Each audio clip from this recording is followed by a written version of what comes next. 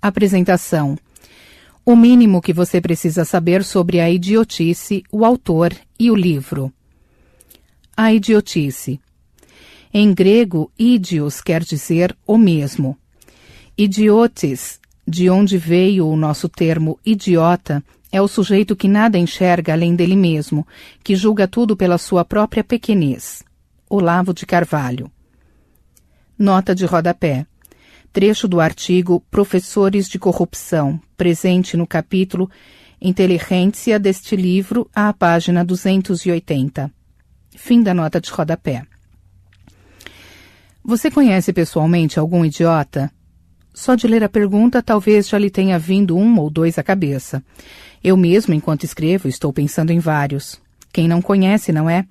Que os idiotas estão por aí, creio estarmos todos de acordo. Você, eu, Platão, Serdilanges, Nelson Rodrigues, um timaço o nosso. Vou passar para a próxima pergunta. O que você realmente faz para não ser um idiota, nem ser feito de idiota? Bom, talvez esta seja um pouquinho mais difícil. Talvez você precise de um momento de reflexão e autoanálise. Se quiser, pode desviar os olhos do livro. Eu costumo olhar para os pés e pensar por mais alguns segundos em suas atividades anti-idiotice. Pensou? Agora confesse. Você já se fez essa pergunta antes? Sim? Não? Inconscientemente? Formulada de outra maneira? Ok. Mas alguma vez, ou agora, você respondeu a si mesmo, por exemplo, que estuda as estratégias dos canalhas? Seus métodos, suas técnicas de manipulação, suas ocultações, seu legado no ambiente cultural?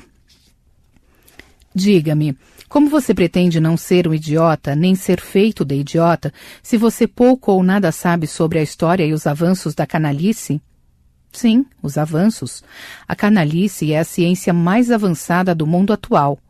Opera em escala global, inclusive, e o seu resultado é justamente a multiplicação de idiotas que jamais se dão conta de sê-lo. Lembre-se, os pequenos canalhas se aproveitam da idiotice pronta. Os grandes a fabricam. Nelson Rodrigues já alertava. O mundo só se tornou viável porque antigamente as nossas leis, a nossa moral, a nossa conduta eram regidas pelos melhores. Agora a gente tem a impressão de que são os canalhas que estão fazendo a nossa vida, os nossos costumes, as nossas ideias. Ou são os canalhas ou são os imbecis, e eu não sei dizer o que é pior.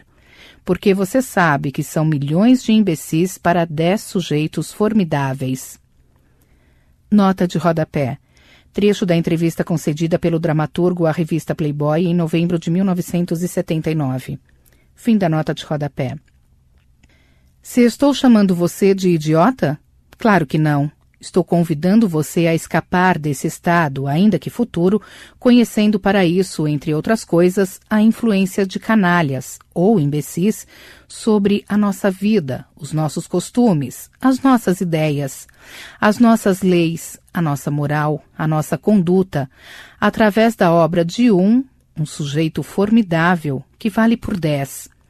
Estou convidando você a enxergar não além, mas muito além do seu umbigo, e em benefício dele, ampliando a sua imaginação para conceber uma realidade infinitamente mais complexa, embora aqui mastigadinha, como se pode ver pelo índice, do que qualquer idiota supõe existir. É melhor ser persuadido do que ser manipulado. Ninguém, hoje em dia, escreve Olavo de Carvalho, pode-se dizer um cidadão livre e responsável, apto a votar e a discutir como gente grande, se não está informado das técnicas de manipulação da linguagem e da consciência que certas forças políticas usam para ludibriá-lo numa agressão mortal à democracia e à liberdade. Nota de rodapé. Trecho do artigo da servidão hipnótica, presente no capítulo Revolução deste livro, à página 183. Fim da nota de rodapé. Em outras palavras, você não precisa ser um gênio, mas convém descobrir qual é o mínimo que você precisa saber para não ser um idiota. O autor. É um grande sinal de mediocridade elogiar sempre moderadamente. Leibniz. Olavo de Carvalho é uma inteligência demolidora. Você vem com a frase feita, ele vem com a britadeira. Você vem com o reflexo condicionado, ele vem com o tratamento de choque. Você vem com o senso comum, ele vem com a história universal.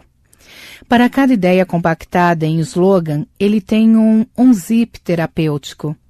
Para cada cretinice repetida pelo processo inconsciente de copy and paste, ele tem um arsenal de rastreadores que localizam a fraude na origem, não sem revelar o seu percurso.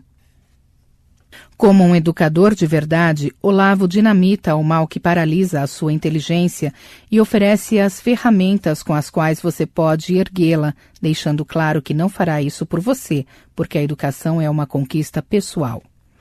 Educação, ensina ele, vem de ex ducere, que significa levar para fora, exatamente o contrário do que se costuma fazer no Brasil, onde o simples diálogo entre pessoas de áreas profissionais ou tribos distintas tornou-se, se não impossível, no mínimo deprimente.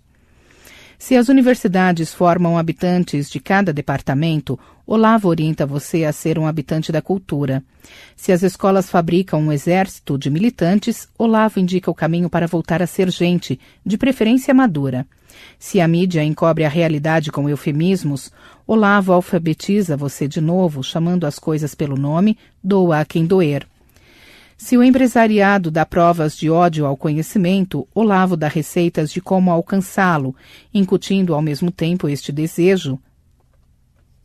Se o ambiente visual urbano torna o essencial indiscernível do irrelevante, Olavo conduz você pela selva enquanto vai ordenando o caos.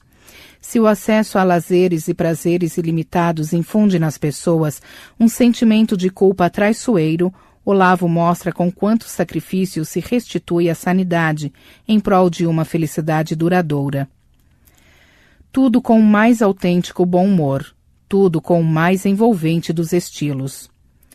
Seja em livros, artigos de jornal, apostilas de curso, aulas, vídeos ou programas de rádio, Olavo une a linguagem popular à alta cultura, no todo e nas partes, variando apenas de acordo com o formato, a intensidade de cada uma, mas sempre com o poder de educar e divertir ao mesmo tempo os seus milhares de leitores, ouvintes e alunos, e com a coragem de expor ao ridículo a quadrilha de intelectuais que corrompe o país. É um homem de fé, sem dúvida. A fé, dizia José Engenheiros, se confirma no choque com as opiniões contrárias. O fanatismo teme vacilar diante delas e intenta afogá-las enquanto agonizam suas velhas crenças. Nota de rodapé. Engenheiros José, o homem medíocre. São Paulo, Ícone Editora, 2006. Fim da nota de rodapé. Incapazes de manter suas ideias de pé no choque com as opiniões e argumentações demolidoras de Olavo, seus adversários tentam afogá-las, marginalizá-las e xingá-las, não raro fingindo-se alvos de insultos injustificados ou afetando superioridade à base de risadinhas, no intuito de afastar o público do mais breve contato com o autor. Se você quiser obedecer ao comando e maldizê-lo sem ler ou fugir, fique à vontade. Olavo de Carvalho não é para frouxos. O livro. Regra. A busca da perfeição não é nada se não for inseparável da necessidade de difundir todo o bem que se possui. Louis Lavelle. Este livro é fruto espontâneo dos meus estudos da obra de Olavo de Carvalho e da necessidade incontornável de divulgá-la aos amigos, parentes, leitores e brasileiros em geral, da maneira que julgo mais objetiva, educativa e contundente para despertar suas inteligências e orientá-los em questões fundamentais da existência e da convivência humanas, sem deixar de mostrar como o ambiente cultural do país e a canalice global interferem em cada uma. Dado o abismo cada vez maior entre o universo midiático educacional e a realidade, e, portanto, entre o povo exposto às classes falantes e os verdadeiros sábios, as recomendações de leituras esparsas via e-mail ou link nas redes sociais, muito embora importantes, não me pareciam suficientes para cumprir estes objetivos, de modo que tratei de montar um material ao mesmo tempo consistente e abrangente que eu pudesse atirar no colo das pessoas ao meu redor, sobretudo as mais dispostas a discutir o que não estudaram, e dizer: toma, sem isto aqui, não dá nem para começar a conversar. Sim, é verdade que Olavo de Carvalho publicou outros livros extraordinários que também devem ser lidos por quem queira avançar na vida intelectual, mas nenhum deles facilita tanto a vida do leitor comum, leigo ou iniciante em assuntos políticos e técnicas filosóficas, quanto este, do qual só não se pode dizer que o pega pela mão, porque seria mais correto dizer que o pega pela orelha, não sem lhe dar umas boas e merecidas palmadas por ter vivido tanto tempo como um bichinho, sem saber que diabos está acontecendo. Se a suprema alegria de um professor é a de poder abrir a seus alunos um horizonte bem maior que a circunferência de um prato de lentilhas... Nota de rodapé. Carvalho, Olavo de A Dialética Simbólica. São Paulo, Realizações, 1997. Fim da nota de rodapé. A do organizador de sua obra é torná-la ainda mais atraente e acessível ao grande público em prol da formação de uma elite pensante não apenas capaz de distinguir um prato de lentilhas de todo o legado da cultura universal, mas também de perceber que a absorção deste último pode ser bem mais nutritiva.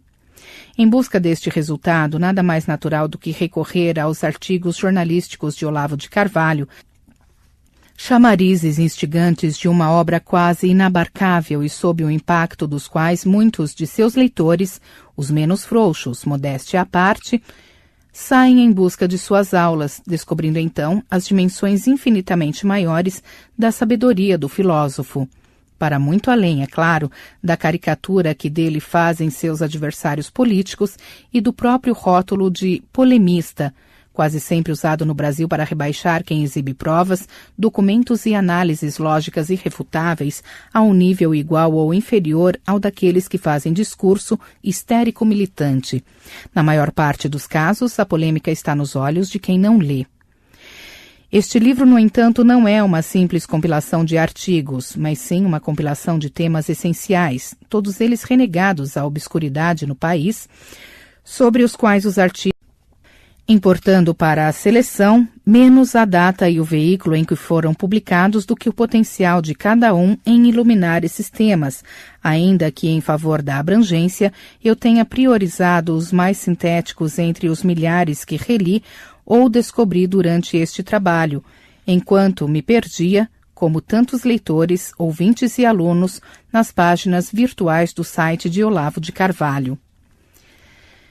Tratei, pois, não apenas de organizar aquele empilhamento sem fim de textos, mas de resgatar na obra jornalística recente e antiga do autor o que ela tem de atemporal, de ferramenta útil à compreensão da realidade em outras circunstâncias para além daquelas das quais cada texto emergiu.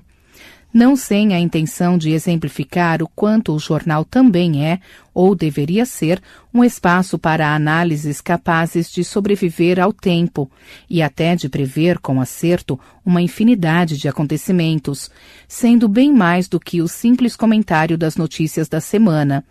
Não é porque a notícia envelhece, afinal, que a reflexão correspondente deve envelhecer junto.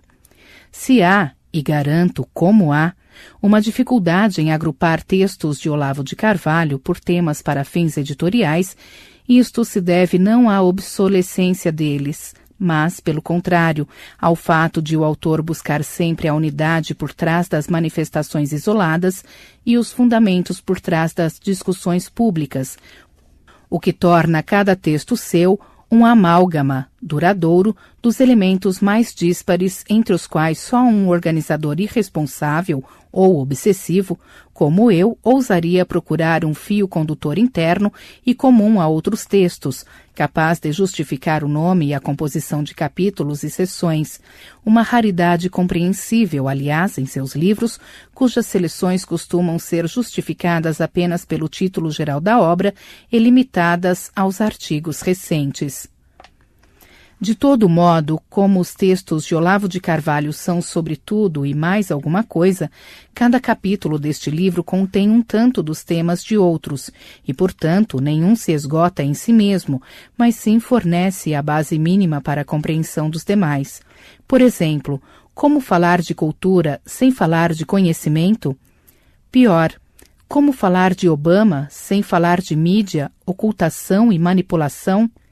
No entanto, há seções ou capítulos isolados com cada um ou dois desses nomes, podendo o leitor recorrer às suas especificidades para entender melhor o todo, sem deixar de ter alguma visão do todo dentro de cada um. Se seguir a ordem é importante? Sim e não. Ela tem de certo um propósito, qual seja o de guiar o leitor a partir das questões individuais de formação da personalidade, de busca da sinceridade, do sentido da vida e do conhecimento, de obtenção, enfim, das ferramentas mentais e morais necessárias para não ser um idiota, para depois introduzi-lo gradativamente, ou violentamente, dependendo do caso, em problemas culturais, sociais, políticos e intelectuais, cujos efeitos sobre a sua visão de mundo, a sua psique e as suas ações são bem maiores do que ele. Você? Talvez imaginasse antes. Por viver no Rio de Janeiro e no Facebook, entre inúmeras pessoas que só de ouvir a palavra política saem correndo desinteressadas do que quer que se diga depois, quisera eu ter empurrado para o fim, ou para fora, deste livro as partes referentes a ela, mas a culpa não é minha nem de Olavo de Carvalho, se a politização de tudo, da linguagem à vida humana, foi e é instrumento e causa da idiotização geral, da qual já não se pode escapar sem entender minimamente a atuação dos grupos que disputam ou monopolizam o poder, manipulando e demolindo as consciências. Se o capítulo Revolução, portanto, vem antes de Educação, Religião e Linguagem, por exemplo, é porque já não se pode compreender o estado destas sem compreender o estágio daquela. Contudo, convém ressaltar, este é um livro educativo, não didático. O leitor seguramente encontrará pelo caminho referências a questões que só serão examinadas em detalhe mais adiante, ou mesmo fora do livro, posto que seu objetivo também é servir de convite à obra do autor, de modo que pode usar e abusar da liberdade de escolher a sua própria ordem de leitura e até os temas de sua predileção, como se estivesse diante de uma mini-enciclopédia carvalhiana, eterna fonte de consultas para esclarecimentos variados. Se em vez de encher o índice de descrições usei apenas uma palavra, vocação, inveja, democracia, para nomear os capítulos e uma ou duas, ora impar, como analfabetismo e glória, história e embuste, ora em oposição, como sociedade versus culpa, revolucionários versus mundo melhor, para as sessões não é só porque sofro de toque literário. Se você não imagina com que dor me rendia ao famigerado mundo melhor, composto por abomináveis duas palavrinhas em vez de uma, nem só porque quero atrair o maior número de leitores, mas pelo simples fato de que, salvo algum novo padrão revolucionário de conduta, ninguém vai a um restaurante, nem a um bordel, soprou-me o diabo, para comer o cardápio. Quanto mais preciso e visual ele for, creio, mais favorecerá o apetite, agora e para sempre.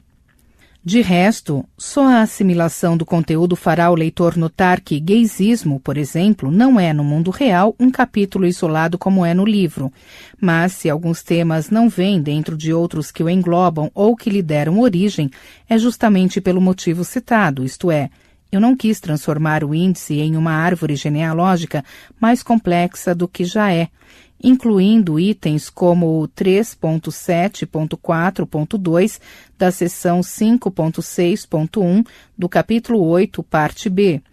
Muito menos deixar metade do livro dentro do capítulo Revolução. Ou seria criminalidade? Jorge Luiz Borges escreveu em O Aleph: o que viram meus olhos foi simultâneo, o que transcreverei, sucessivo, pois a linguagem o é. Algo, entretanto, registrarei.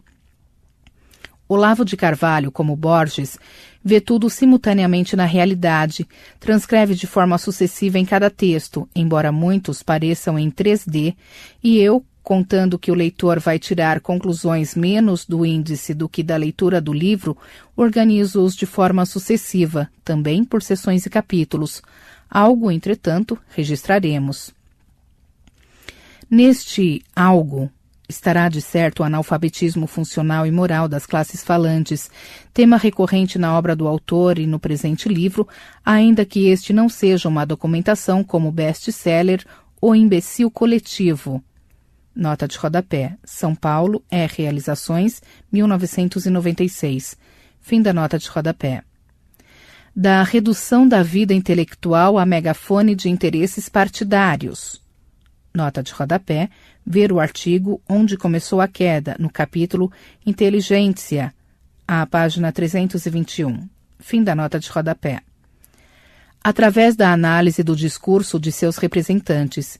Digo isto para o caso de leitores desconfiados ou mal intencionados não encontrarem nesta compilação, temática, repito, prova suficiente de que o sistema de ensino e os meios de comunicação brasileiros foram quase inteiramente ocupados pela pseudo-intelectualidade esquerdista, já que aqui a prioridade é, além de descrever o quadro geral, oferecer em doses homeopáticas os meios de descontaminação moral e linguística de seus venenos idiotizantes.